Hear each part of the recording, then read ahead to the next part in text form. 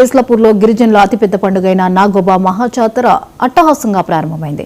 నిన్న రాత్రి మెస్రం వంశస్థుల మహాపూజ కన్నుల పండుగగా జరిగింది. గోదావరి జలాలతో నాగోబాకు అభిషేకించి మహాక్రతువును పూర్తి చేసి జాతరను వైభవంగా ప్రారంభించారు. పురాణ సంప్రదాయాల ప్రకారం పుష్యమాసపు అమావాస్య నాడు ఈ పూజలు నిర్వహించారు.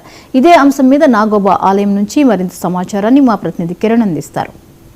నాగోబా మహాజాతర ఆరంభమైంది. ఈ అర్ధరాత్రి పుష్యామావాస్య నాడు అర్ధరాత్రి నాగోబా దేవతకు పవిత్ర గోదావరి జలంతో అభిషేకించిన తర్వాత మహాక్రతువును పూర్తి చేసిన తర్వాత ఈ మహాజాతరకు సంబంధించిన అంకురార్పణ జరిగింది.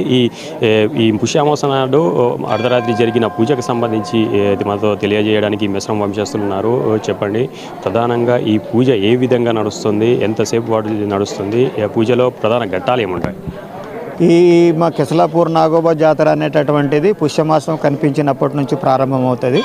ఇవాళ పుష్యమాసం అమావాస్య కనుక ఈ పుష్యమాసం అమావాస్య రోజు గోదావరి నుంచి తెచ్చినటువంటి నీటితోటి ఆలయాన్నంతా శుద్ధి చేసి తర్వాత దేవుని విగ్రహాన్ని శుద్ధి చేసిన తర్వాత మా సాంప్రదాయబద్ధంగా చేసేటటువంటి పూజలు ఉంటాయి.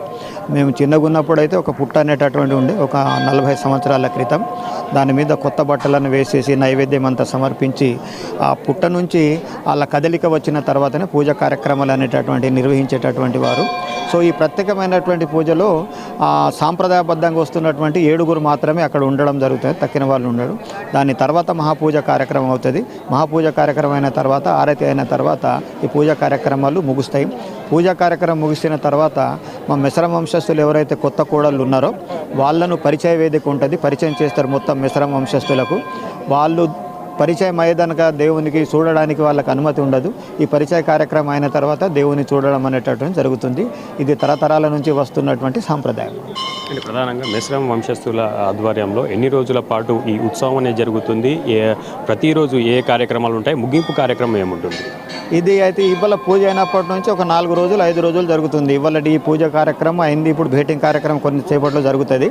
అది అయిన తర్వాత పెరసపేన్ పూజ ఉంటుంది. రేపు పెరసపేంది పూజ అయిన తర్వాత మళ్ళీ బానకన పూజనని ఉంటుంది ఎల్లుండి.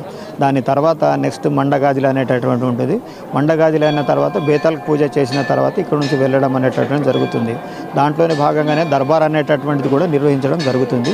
ఈ దర్బార్ అనేటటువంటిది కుమ్రాం భీము చనిపోయిన తర్వాత ఆయన పైన అధ్యయనం చేయడానికి అప్పటి నైజాం గవర్నమెంట్ నియమించినప్పుడు వచ్చినటువంటి ప్రొఫెసర్ హైమండార్ఫ్ గారు ఈ ప్రాంతంలో ఉన్నటువంటి ఆదివాసుల స్థితిగతులను, జీవన విధానాలను ఆయన చూడడం జరిగింది. ఆయన అత్యధిక మంది ఇక్కడ జమ అయ్యేటటువంటిది ఆదివాసులు జమ అయ్యే ప్రాంతాన్ని ఎంచుకొని ఇక్కడ అర్జీలు తీసుకొని ఆయన పరిష్కారం చేయడానికి ప్రయత్నం చేస్తుండే. అప్పటి నుంచి ఇప్పటి వరకు కూడా కంటిన్యూగా దర్బార్ కార్యక్రమం అనేటటువంటి జరుగుతుంది. ఇక్కడ అధికారులు, ప్రజాప్రతినిధులు వచ్చి ఆదివాసులకు సంబంధించినటువంటి సమస్యలను పరిష్కారం చేయడానికి వాళ్ళు పాటుపడతారు. ఇది అంటే మొత్తంగా కేస్లాపూర్ నాగోబా మహాజాతర అయితే ప్రారంభమైంది.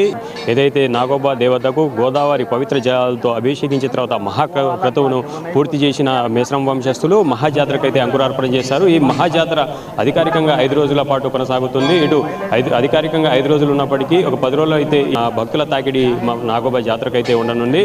అదేవిధంగా ఈ నెల 22న సాంప్రదాయ దర్బార్ను ఇక్కడ ఏర్పాటు చేస్తారు. ఈ దర్బార్కు ఉప ముఖ్యమంత్రి బట్టి విక్రమార్కతో పాటు పలువురు మంత్రులు హాజరయ్యే అవకాశం ఉన్నట్టు ఇటు అధికార వర్గాలు కూడా చెబుతున్న పరిస్థితి. కెమెరా పర్సన్ సతీష్తో కిరణ్, 99 టీవీ, కేస్లాపూర్ జాతర నుండి.